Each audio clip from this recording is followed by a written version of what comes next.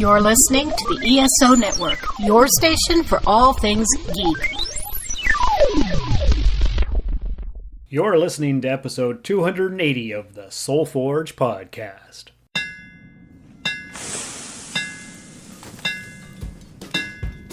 Welcome to the Soul Forge, a place of silent mystery, quiet contemplation, and outright mayhem. Join your host, Sean Vanderloo, as he guides you through the adventures of living. Together, we'll talk about life and love, sex and dating, joy and heartache, memories and loss, and so much more. Don't worry, it's not nearly as pretentious as it sounds. Get ready for life, the universe, and everything on the Soul Forge.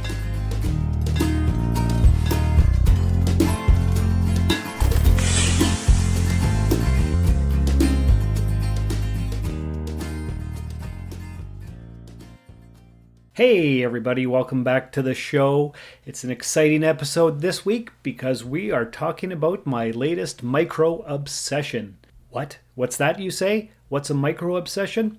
Well, for those who have been longtime listeners or friends of mine or whatever, you know that randomly I get into obsessions.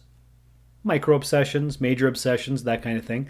If you've been listening to me podcast since 2014 when I started the Rusted Robot podcast, I'm sure you've detected quite a few of those micro obsessions. Richard from Australia has been a long-time listener, and I'm sure he's experienced quite a few of those. Of course, Dan and Paul, my co-hosts on the Epsilon 3 and the Cosmic Pizza podcasts, they will tell you all about my micro obsessions as well. The latest obsession that I had before this one, I'm assuming, is my prepping obsession, where in the fall of 2021 I decided that the end of the world was coming, so I better buy some gear. And so I ended up getting a few different things like thermal blankets, and what was the other thing I got? I got a portable heater, so if the power grid goes out, I won't freeze to death, and a sleeping bag, and a bunch of other things which I can't remember. I still got a bunch of that stuff in my Amazon wish list, but that obsession has faded out, although, you know, I'm still concerned that, especially with Russia and stuff, and the war, and who knows what's going to happen. Global warming, climate change, floods, whatever. I want to be prepared, but that's taken a backseat to my latest obsession, which, as you can tell probably from the title of this episode, is Hot Wheels for some odd reason. I don't know how this little mini micro obsession started. It's only been a few weeks in the making, and yet here it is. I guess I started watching Hot Wheel collectors on YouTube.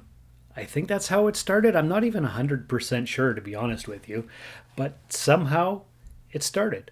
And now it's the beginning of it. I'm not in the full swing of things. I don't know how deep I'm going to get into this rabbit hole. If you've been a long-time listener and followed me before, probably it'll last a few weeks to a few months, and then I'll stop obsessing, and then there'll be something else that catches my attention, and I'll get obsessed with that. Who knows? Who could say? This could be a lifelong thing. It might just be fleeting. I don't know. One thing I do know is that when I was very young, and it was just me and brother Curtis, we'd have a lot of Hot Wheels, and I would make him smash his cars with rocks, because that way it looks like they were in an accident, and we could play that way. And of course, we wouldn't smash up my cars because mine had to be in good shape. So because he was just over 4 years younger than me, I could manipulate him pretty well, and I got to keep the good cars and he got the crappy ones. And then years later, younger brother Robin was born, and we had more and more Hot Wheels.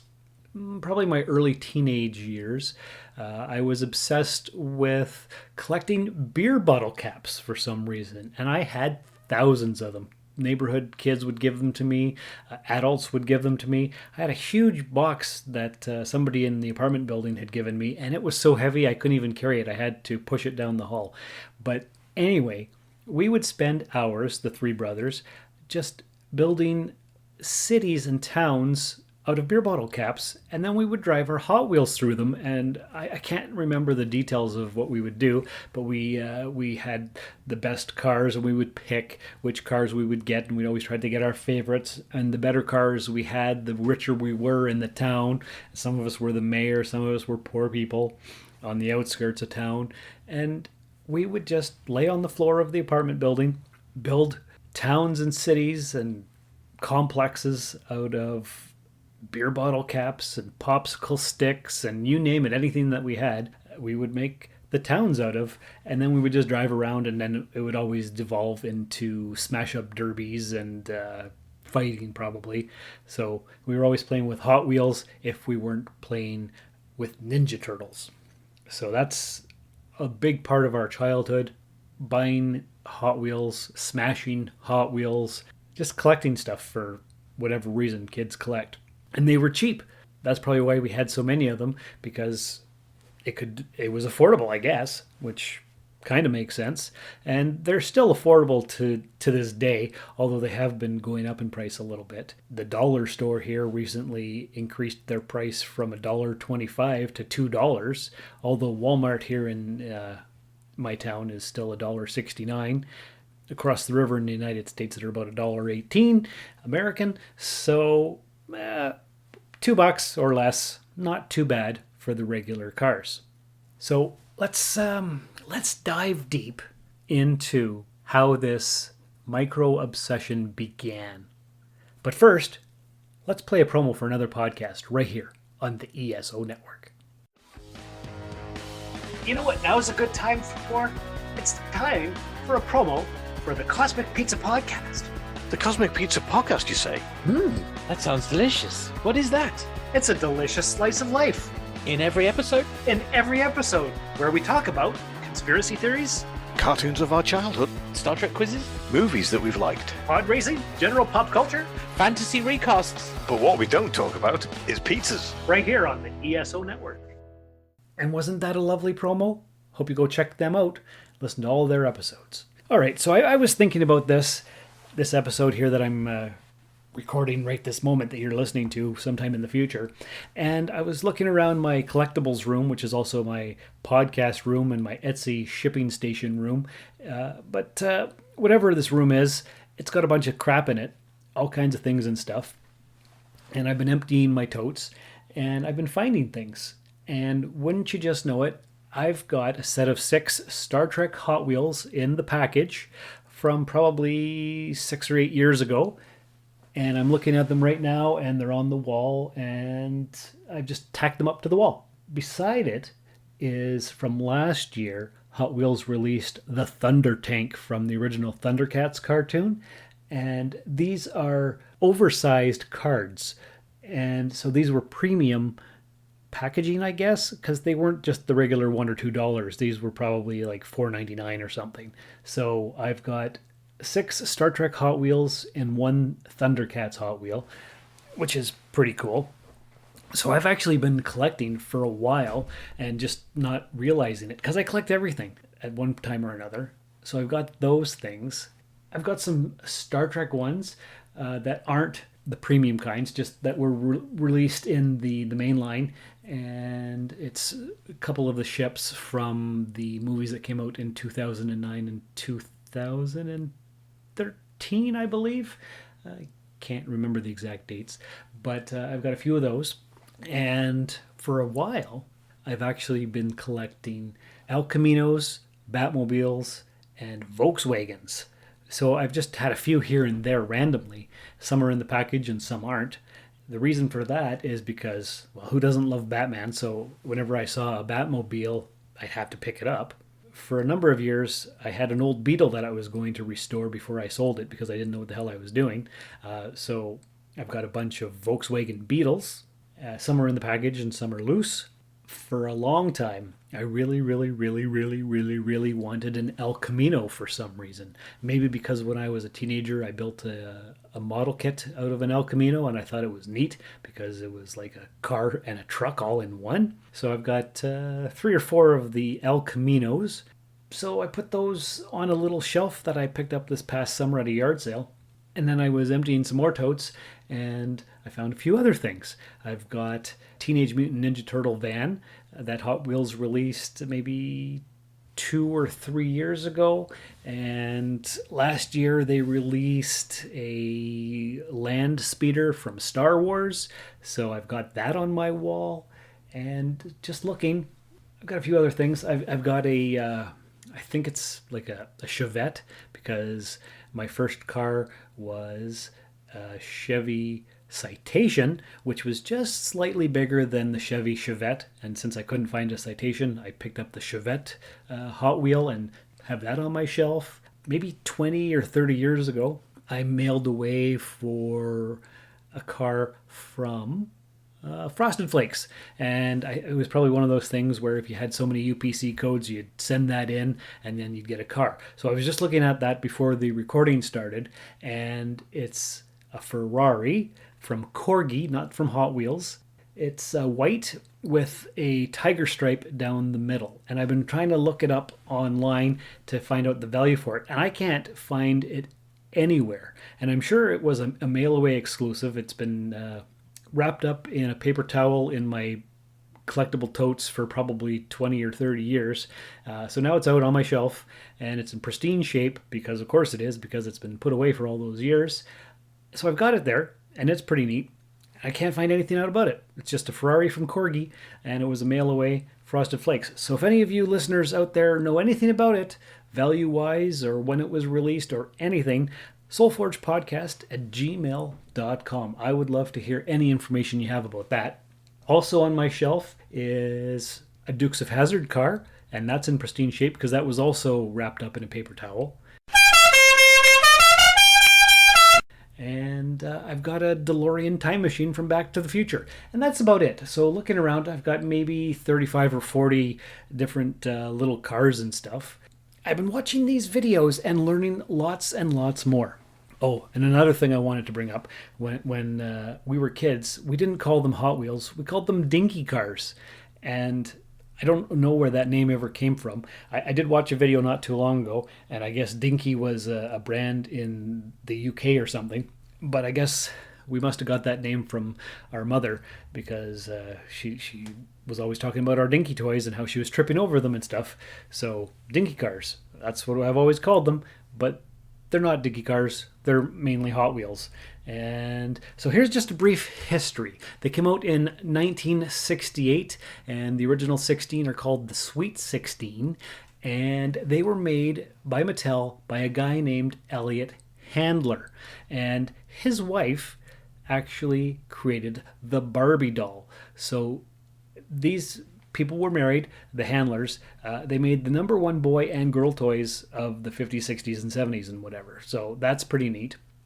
And so from about 1968 to, I think, 77, the cars came with a red pinstripe on the wheels. So that's called the Red Line series. And those are highly valuable if you can find them. And then, let me see, just pull this down here. Let's see.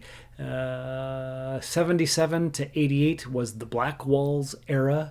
And then from 1989 to 94 was the collector number era. 95 to 99 was the treasure hunt era. And that's what I've been learning about right now. That's when they started the treasure hunts, but now it's a huge thing.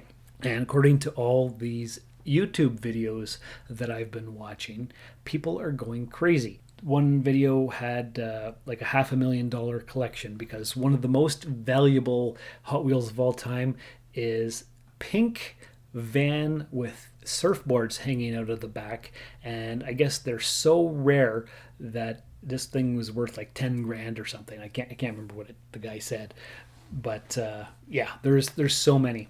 And then of course there's the mint on card collector, and then there's the loose collectors, and a lot of people buy two, one to take out and play with or look at, and one to keep in the package. You know, I've done that with my Star Trek action figures and stuff, so I totally get it. Right now, what I've been learning about is the treasure hunt and the super treasure hunts. They're rare. They're hard to find. What a car is called, it's called casting. So if you got a Ferrari or a Ford, or it doesn't matter what it is, that particular car truck, Jeep, whatever, is called a casting. And then the regular ones that you can find all over the store are called mainlines. So mainline figures, or not figures, why did I say figures? Mainline castings, that's what I'm trying to say, are just the regular 99-cent cars, or $2 or whatever they are. And then the treasure hunt, you can find that because somewhere on the car, it'll have a circle with a flame in it. So the circle flame logo means it's a treasure hunt. And then if it's a super treasure hunt, somewhere on the car, it'll say TH. And usually the super treasure hunts have what's called SpectraFlame paint. So it's kind of metallic. So if you have two cars, they could be the same exact casting. One's the regular main line, and then the other one with the fancy paint is a super treasure hunt, and it's got the little TH logo on it. They can be worth between $50 and $100 just by themselves right away.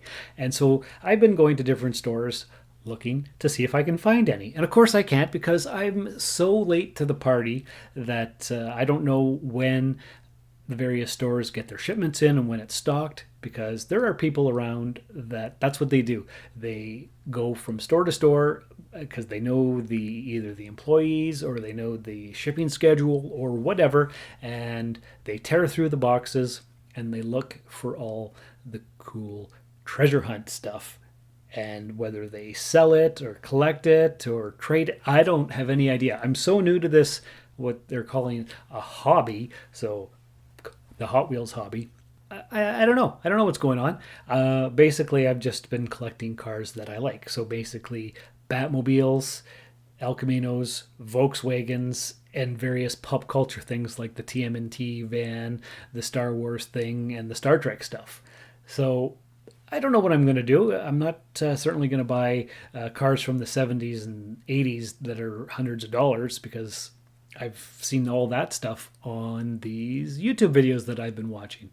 And there's a freaking buttload of YouTube videos and channels all about this stuff. And so now it's in my feed, and I don't know how many people, I haven't subscribed to any of them, I don't need to, because they just keep coming up in my recommended videos. So yeah, it's a lot. There's a lot of stuff to know, a lot of stuff to learn. There's all kinds of people collecting for various reasons, whether it's for nostalgia or investment purposes, I guess. I don't really know. Am I going to keep at it? Probably. Just nothing outrageous. I'm not going to go buy every single car that there is, because that's ridiculous. But I'm just going to, when I go to the store, go to the Hot Wheels section, see if I can find a treasure hunt or a super treasure hunt or something pop culture that I like, or whatever, just anything that catches my eye, which isn't really unusual and nothing I haven't done before, but I guess it'll be more intentional because I'm actually looking for specific things now. And that's basically it. That's my latest micro obsession. How it started, I don't know. What will the next micro obsession be? Who could say? But there it is. So what I would like to know from you listeners out there in podcast land is, what do you collect? Do you have micro obsessions? I would love to hear your stories. Send an email, soulforgepodcast@gmail.com. Also remember, if you're looking for pop culture items, you can go to my Etsy shop, Rusted Robot Toys. But mostly, just share the link of the podcast with your friends and family and everywhere, so that we can get more listeners like you, and we can grow a bigger community, and I can drone on and on and on about this kind of stuff and other things in the future. So that's it. That's all I know for this week. Hope you enjoyed this episode and a look at my latest micro obsession. So I hope you take care of yourselves and each other. And remember, the more you research, the crazier you sound to ignorant people. Thank you for listening to another episode of the Soul Forge Podcast. Your support is greatly appreciated, and we hope you'll tune in again next time. Remember that you can visit soulforgepodcast.com for all of our social media links, and don't forget to share the show with everyone you know. The Soul Forge Podcast is your best source for living your best life. Think about it. There's something new in Hot Wheels. The Hot Wheels Sizzlers are here. Underneath his gleaming hood is a built-in motor. Hot Wheels with power built right inside. Recharge the Sizzler's power cell with the juice machine. And they'll run on your Hot Wheels track for lap after lap. The Sizzlers are here. Hot Wheels with a motor built right inside. Buy any one of 6 cars, the juice machine, or the new California 8 race set.